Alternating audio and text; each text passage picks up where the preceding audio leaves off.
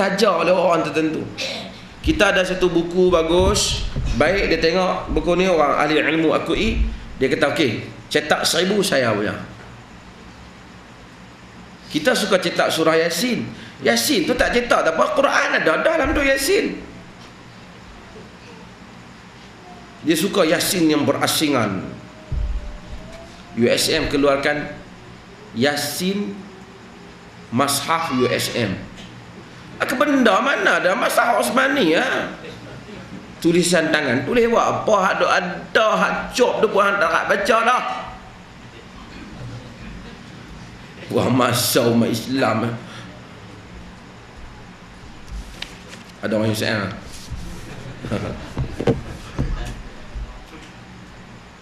Tak ada faedah pun. Cetak buku. Tentu ada duit, bagi kita. Kita nak cetak buku free. 1000 buku, 100 orang dapat faedah daripada buku. Kita tak ustaz, barangkali kita tidak ulama, tapi kita menjadi penyebab sampainya ilmu para ulama pada orang. Daripada mati ni berapa banyak nak berhabis ni kat Petuk Hang ni ya. Kata orang main 5,000, kita pergi cetak kitab buku free.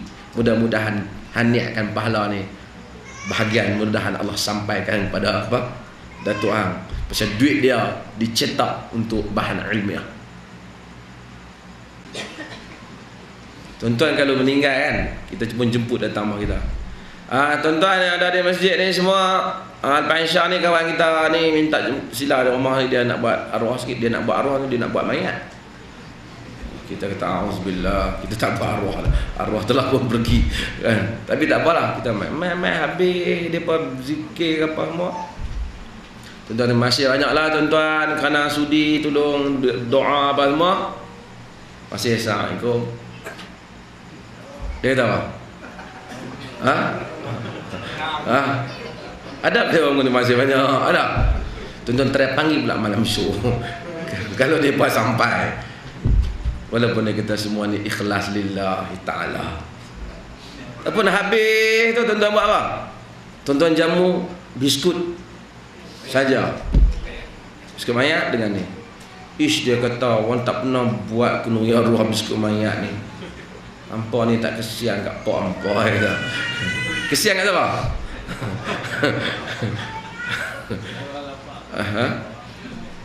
Tapi yang pentingnya, tuan-tuan, kan kita telah membazir.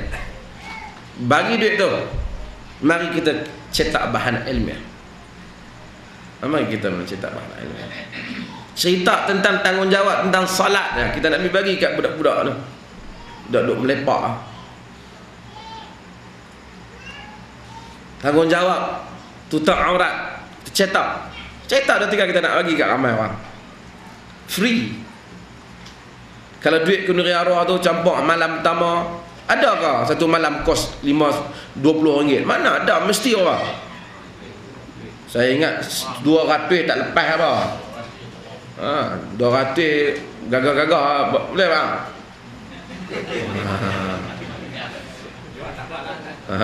Dah dia tukang masak, dia tahu kos. Sedangkan orang Islam banyak hal lagi. Wallahu ta'ala alam. Saya buka pada soalan. Ada soalan?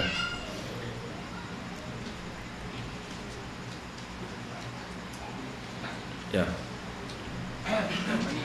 Bagaimana kedudukan hadis ni ya? Allah tidak menerima ibadat sunat sebelum menunaikan ibadat yang Allah kita sebut posisi undang-undang. Tidak ada hadis yang sabit dalam masalah yang macam tu. Itu hanya qaul para fuqaha. Lalu dijadikan sebagai hadis yang menyebabkan orang tak beramal.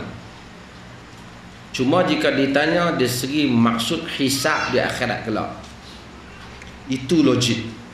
Kerana ada hadis, kerana awwalu yuhasibu an-nas, hadis perkara yang pertama dihisab manusia pada hari akhirat besok, antara yang disebut ialah sebahagiannya, walaupun hadis itu berbeza pendapat ulama mengenai, iaitu as-salat. Jadi salat yang fardu, dan hadis-hadis semua sebut yang fardu dulu.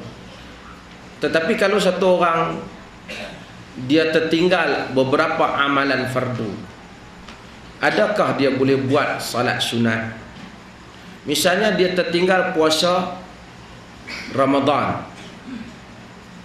dia tak habis lagi, tak sempurna. Tiba-tiba dia nak puasa 6 hari pada Syawal. Boleh ataupun tidak? Boleh. Kalau itu digunakan hadis tu kata tak, Tuhan tak terima sehingga dia selesai amalan fardu, maka itu menyebabkan ramai orang terhalang. Namun kalau dia maksudkan kalau dia buat sunat saja, fardu dia tak buat, memanglah amalan dia tak diterima. Di situ tu betul, makna dia betul, namun kesabitan hadis itu tidak kuat. Ya. Al-Masih bicara tentang Isa Al-Masih Ibni Maryam dan juga Al-Masih Dajjal. Dan dalam buku Al-Masih, perkataan Al-Masih atau Inggeris Masaya Al-Masih ni boleh dipahami dalam bahasa Arab dua benda. Boleh dipahami negatif dan positif dalam semua keadaan. Boleh juga bermaksud Masih ni orang yang membawa kebenaran, dia menyapu yang jahat.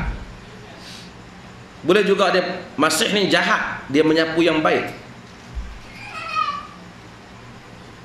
Boleh faham juga Al-Masih mungkin yang dimaksudkan ialah Masih yang disebut pada Dajjal ialah Masih yang dusta. Maksud Al-Masih tu bukan Masih yang original, Masih original Isa, tapi oleh kerana dia claim dia Masih, maka dia pun dia panggil Al-Masih Dajjal. Mungkin juga itu maksudnya.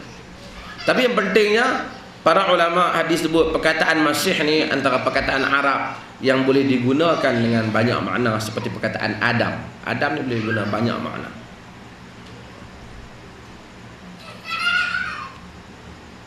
Ada soalan lain? Ya. Hadis yang pertama dari Anas. Di sini Rasulullah bahaskan ada hadis lain, hadis dari riwayat yang lain yang sahih. Hadis ini di atas hadis